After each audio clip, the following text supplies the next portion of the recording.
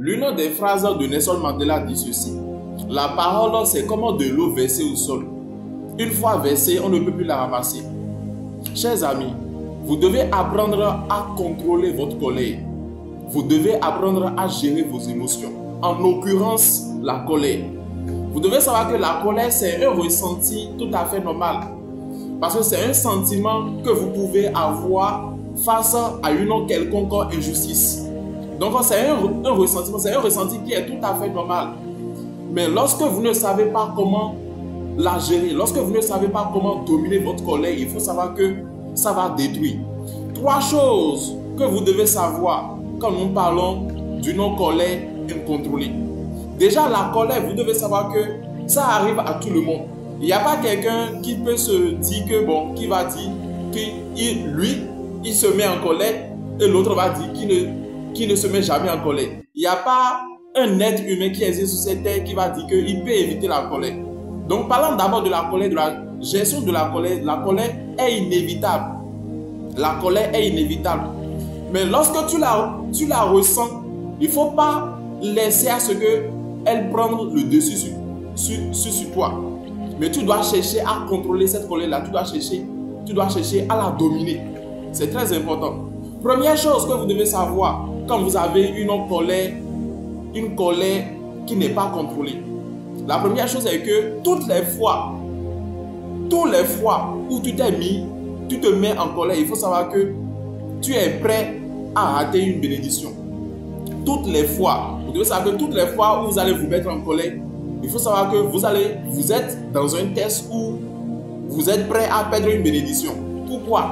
Lorsque dans les Saintes Écritures, Caïn voulait tuer Abel, lorsque Dieu a vu le ressentiment en Caïn, Dieu a vu que Caïn était véritablement fortement en colère. Alors Dieu l'a interpellé pour pouvoir lui faire voir les malédictions qui peuvent attirer en fait sur lui au lieu des bénédictions s'il laissait la colère prendre le dessus en fait sur lui. Mais Caïn n'a pas pris garde, il a tué en fait son frère et il s'est attiré des malédictions au lieu de continuer sa vie, au lieu d'avancer dans les bénédictions que Dieu lui avait réservées.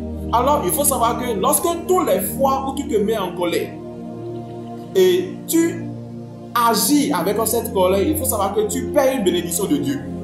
Ça, c'est la première chose que vous devez savoir de la colère.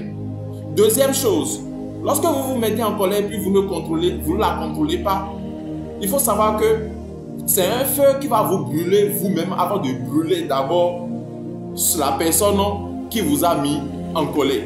Et ça, c'est ce que beaucoup de personnes ne savent pas. Quand tu te mets en colère, c'est vrai que bon, c'est une situation qui t'a mis en colère ou bien c'est quelqu'un qui t'a mis en colère.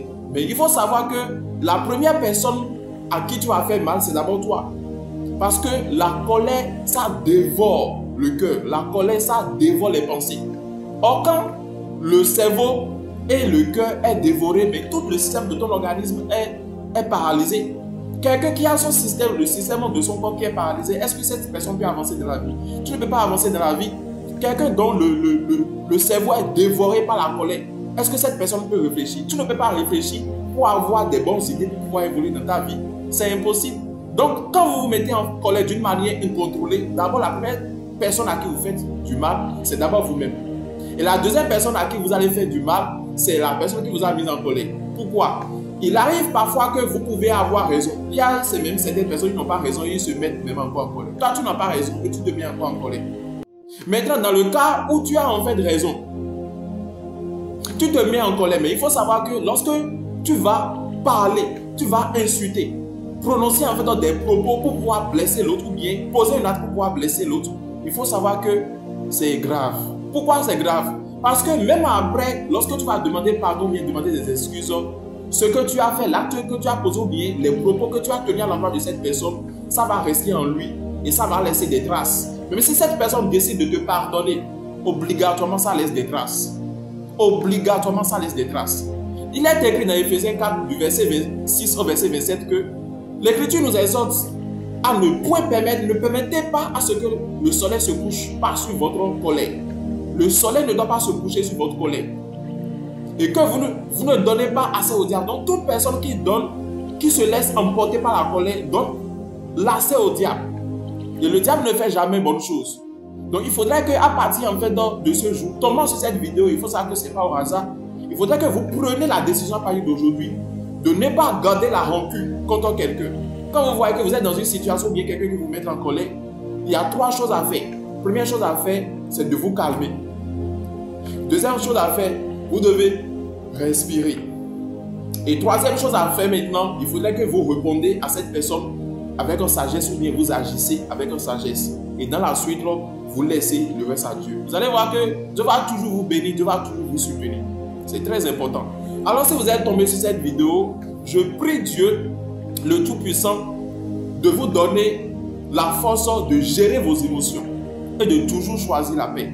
Alors si vous êtes nouveau, bien nouvelle sur cette chaîne, sur ce compte, il faut vous abonner, il faut liker la vidéo, aimer la vidéo, partager cette vidéo à un frère ou bien à une soeur pour pouvoir bénir une vie. Et laissez-nous également vos commentaires si possible. Alors que Dieu vous bénisse et à la prochaine.